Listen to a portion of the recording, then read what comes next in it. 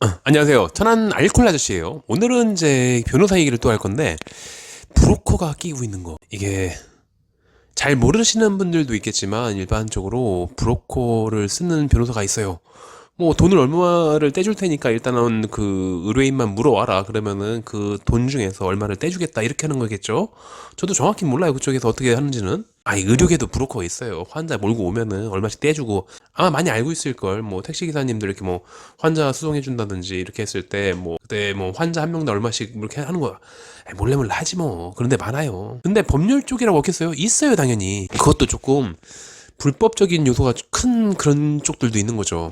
법원, 경찰서 이런 데를 어슬렁거리고 다니면서 좀 봐가지고서 이 사람 분명히 뭔가 좀 문제가 생긴 건데 이걸 다 물어다 주면은 돈 얼마 줄 테니까 어떻게든 감원 이소로 해가지고서 끌고 갖다 주는 거. 나는 거기까지만 하면 돈을 받을 수 있어.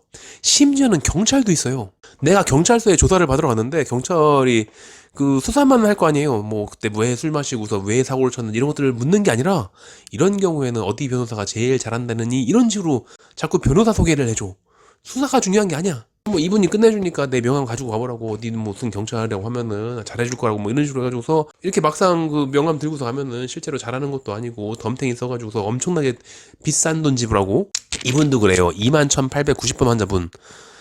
이게 내가 만약에 음주 사고를 냈으면은 주변 지인들한테 전부 다 알려가지고서 주변 지인들의 뭐 중지를 얻고, 물론 나도 이제 변호사 사무소를 여기저기 다니면서 물론 변호사나 의료인 상담은 유료이지만 그렇지만 그럴 만한 가치가 있는 거죠. 그렇게 알리면서 여기저기 찾아다니다 보면은 주변 지인들 중에서 경험상 뭐 이런 경우를 봤는데 뭐 내 친구가 잘했더라, 아니면 내가 언제 했을 때 뭐 굉장히 잘해주더라 이런 것도 있을 거 아니에요.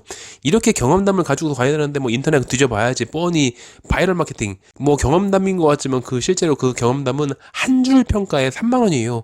그렇게 해가지고 전부 다 광고거든. 이 양반도 아내한테도 알리지 않았어요. 아내한테도 알리지 않고 자기 혼자 속거리고 있다가 뭐 한번 쓱 가가지고서 법원 근처 왔다 갔다 하면서 좀 어슬렁거리고 있으니까. 그러다가 브로커 끼고 있는 변호사한테 걸려가지고서 뭐 돈만 왕창 깨주고 그 다음에 뭐 하나도 해준 게 없어요. 그런 다음에 아니 좀 심각한 경우에는 보통 변호사님들이 그 의뢰인이 피곤해서 쓰러질 때까지 양형제로 준비를 시키거든. 실제로 쓰러진 사람들 봤어요. 쓰러져가지고서 며칠 동안 입원해 있고 그래서 못 나오고 이래요. 준비할 게 너무 많거든. 낮 시간에는 회사를 다닌 다음에 퇴근한 다음에 또 양형제를 준비하기 위해서 여기저기 뛰고 다니고 뭐라도 자꾸 만들려고 하고 뭐 연차 월차 써가지고서 봉사 기록을 만든다든지 하는 것들이 굉장히 많은데 뭐 여기는 뭐 해주는 것도 없어. 괜찮대. 나만 믿고 따라오래. 아니 집행유예를 도과할 수 없으면은 그 다음에 나오는 것들은 반드시 벌금 아니면은 징역형이거든. 실형. 근데 우리나라에서 지금 현재 음주운전 2번이면은 벌금은 거의 없어요. 이제는 벌금이 없는 거지. 아니 벌금, 실형, 그 사이에 집행유예 이렇게 했는데 집행유예를 한번 받았기 때문에 그 도과를 기간을 넘길 수 없는 상황이기 때문에 반드시 집행유예는 받을 수 없고 벌금이 나오든지 실형이 나오든지 둘 중에 하나인데 벌금은 거의 불가능. 그렇다면 실형이거든. 90%의 확률로 실형이에요. 그러면은 이거를 어떻게든 벌금형을 나오게 하기 위해서 지인들, 가족들 전부 다 동원해가지고서 아는 인맥이란 인맥은 다 동원해가지고서 해야 될 텐데 그게 아니라 자기 혼자 어슬렁거리고 있으니까 그러니까 브로커가 딱 잡아가는 거지. 그래서 그 브로커를 고용한 변호사를 믿고 멍 때리고 가만히 있다가 그냥 구속. 아니 웬만하면 그냥 구속이지 뭐 정도면. 그러니까 변호사 선택은 신중해야 되고 주변에 많이 알려가지고서 내가 위험하면 위험할수록 최대한 많이 좀 알아보고 가야 돼요. 그리고 누가 봐도 이렇게 위험한 상황일 때에는 대충 자기가 얼마나 위험한지 중간에 알았을 거거든. 그 다음에 뭐 이 정도를 해결할 수 있으려면은 변호사 비용도 어마어마할 테고. 변호인단 잘 꾸려.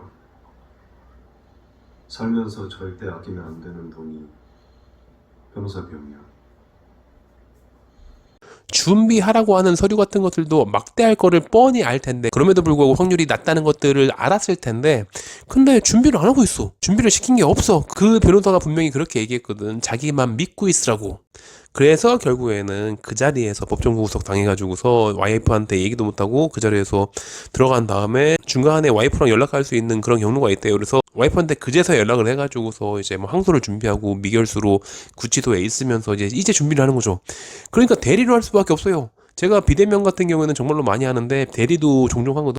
대리 진료는 변호사가 중간에 껴있지 않으면 하는 게 거의 불가능해요. 그래서 변호사님이 그 중간에 껴가지고 조율을 해줘야 된다고. 그러니까 애시당초에 그렇게 비싼 변호사를 나중에 항소할 때 쓸 게 아니라 애시당초에 시작할 때부터 준비를 해가지고서 변호사 비용도 아끼지 말았어야 되고 발품도 많이 팔았어야 되는 거고 이래야 되는 건데, 근데 그럴 용기가 없는 거죠. 최대한 대책은 잘 세우셔야 돼요. 잘못한 게 있으면은 뭐 벌은 받아야 될 텐데, 근데 징역형은 좀 다르거든.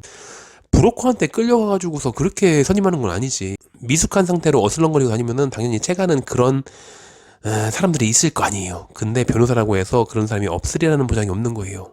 그러니까 가능한 한 본인이 활용 가능한 시간과 금전을 전부 다 동원해가지고서 준비할 수 있는 건 최대한 잘 준비하시고, 주변 지인들 중에 실제 경험담, 가짜 뭐 무슨 어디 뭐 카페 블로그 이런 데를 보지 말고 실제 경험담을 본 다음에 얼마나 잘해주시는지 그런 것들을 본 다음에 그 다음에 선택하세요. 숨기지 말고.